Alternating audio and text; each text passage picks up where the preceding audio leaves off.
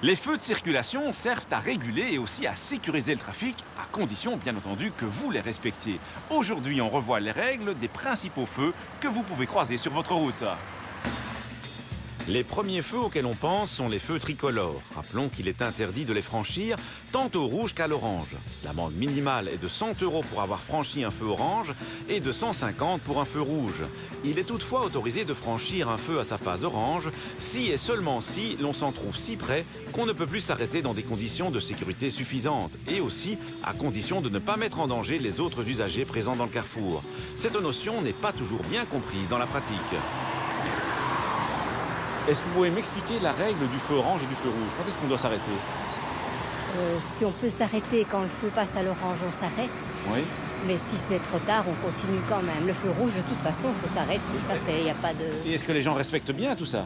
Ça dépend. Ah, ça c'est une bonne question. Non, moi je dirais qu'il faut s'arrêter. Et tout le monde le fait? Non, je pense pas. Pas beaucoup. Et le rouge? Dans le rouge, là, il y en a beaucoup qui passent. Merci beaucoup. De rien. En temps de congestion, effectivement, les gens sont pressés, ce qui est normal. Et on se glisse encore vite dans le carrefour quand il est orange, mais aussi quand il est rouge. Et c'est très dangereux parce que la circulation est ouverte dans les autres sens. Est-ce que les radars, ça aide à ce moment-là? Oui, le radar aide énormément. Surtout que les notes, ils sont vitesse et donc les feux rouges. Un autre type de feu est celui placé au-dessus d'une bande de circulation et qui doit bien évidemment être respecté par les usagers qui circulent sur cette bande. S'il s'agit d'une croix rouge, cela veut dire que nul n'est autorisé à circuler sur la bande en question. Rappelons également, d'une manière générale, qu'on ne s'engage pas dans un carrefour avec feu si on risque fort de s'y trouver bloqué. Il existe aussi des feux pour les transports en commun que vous trouvez sur les bancs de bus ou sur les sites spéciaux franchissables. Lorsque vous empruntez par exemple une bande bus pour virer à droite au prochain carrefour, vous devez suivre les indications de ces feux spéciaux qui ne sont heureusement pas compliqués à comprendre. D'autres feux importants sont ceux présents au passage à niveau. Il est interdit de franchir un tel feu tant qu'il est en phase rouge, même si les barrières sont en train de se relever. Les conséquences d'un accident sur un passage à niveau sont souvent dramatiques et le contrevenant est d'office renvoyé devant la justice car c'est une infraction du 4e degré. Enfin, il y a un type de feu qui est souvent négligé, c'est le feu pour piétons. Les piétons ne bénéficient pourtant d'aucune dérogation pour passer les feux qui leur sont destinés et l'amende minimale pour une telle infraction est de 50 €.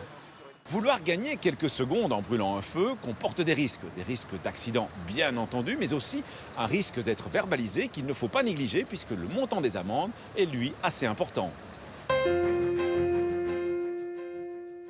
À la question de la semaine dernière, il fallait répondre que le signal F34B1 annonce pour les cyclistes un itinéraire conseillé. À gagner cette semaine un set de voyage complet. La question, les signaux B22 et B23 qui autorisent de franchir un feu rouge concernent les cyclistes uniquement, les cyclistes et les cyclomotoristes, les cyclistes et tous les 2 roues motorisées. Soit vous téléphonez au 0905 56 493, soit vous envoyez un SMS au 60 20 en tapant contact 1, 2 ou 3.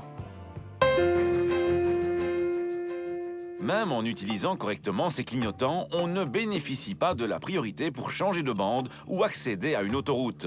En clair, vous ne pouvez pas forcer le passage et gêner par là même les conducteurs qui circulent déjà sur la bande que vous souhaitez rejoindre.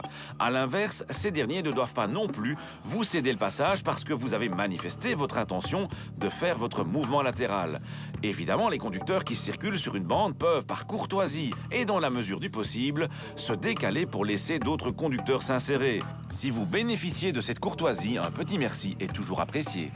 À la semaine prochaine et d'ici là, bonne route!